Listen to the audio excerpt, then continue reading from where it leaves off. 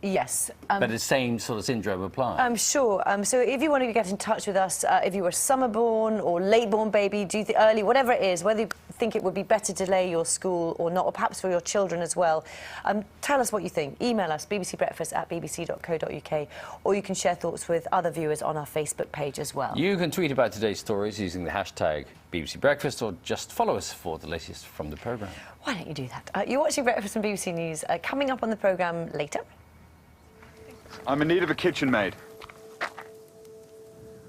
You'd get food, lodging, proper clothing. Yeah, and a bit more later on, I should think, too. It was a huge TV hit in the 70s. This Sunday, Poldark returns to our screens in a new adaptation. We're visiting the set to see if the stars are feeling the pressure of telling the story to a new generation. Yes, perhaps we'll keep those thoughts. It's true, it's a very romantic story.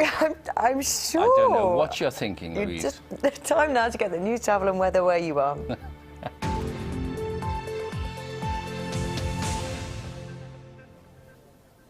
Hello, good morning. A mother from Cumbria whose daughter was born disabled because of errors by staff at Furness General Hospital says she supports recommendations in the Kirkup report. Ayla Ellison from Ulverston was born in 2007 with severe cerebral palsy. Now, her mum Carla says an investigation's needed to take account of children whose lives have been ruined by hospital negligence. There's a huge toll in terms of cases such as Ayla's, where her life has been ruined. She's a much loved child and her family are absolutely amazing and completely devoted to her, but she would have been a happy, normal child doing normal things. The jury in the case of a man accused of planning to blow up Manchester's Arndale Centre will resume their deliberations later.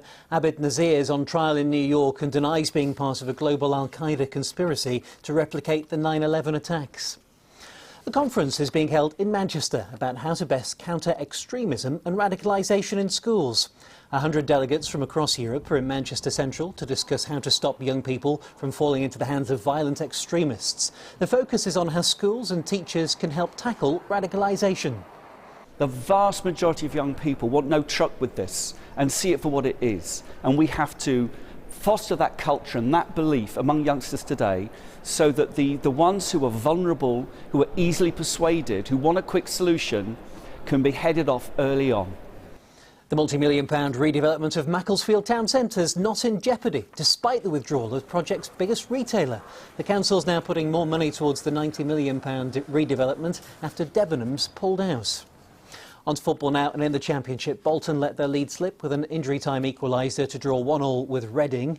In League One, Fleetwood drew 2-2 with Scunthorpe, Oldham won at Port Vale, Preston North End scored an injury-time to earn a 2-2 draw with Doncaster, while Rochdale beat Crewe 4-0. And in League Two, Accrington Stanley lost 2-1 at home to Shrewsbury, Bury beat Luton, Morecambe drew 1-1 at Oxford, and Tranmere lost 2-1 to Wycombe. Time now for the weather. Here's Sarah Blizzard. Good morning. Well, it's a cold and windy start to the day once again, but we have got some good news on the way. It's this area of high pressure which is pushing up from the south. It's gradually going to work its way a little bit further northwards. So as we head throughout the day, the showers that are out there and the icy conditions as well gradually start to ease, because we also start to see slightly milder temperatures this afternoon. So a maximum for Lancashire of 9 Celsius, but still a breezy day in store. Now, throughout the evening and overnight, clearer skies across parts of Cheshire. The Wirral could just see a slight frost as well, but the nighttime temperature, the minimum will be 3 Celsius before we start to see the cloud coming back in again into the early hours. And there's still the chance of maybe 1 or 2 showers for Lancashire, but the general trend throughout the next few days is for the temperatures to gradually start to increase. So it's certainly going to feel a lot milder. It will be quite windy at times, and I think we'll see quite a bit of cloud.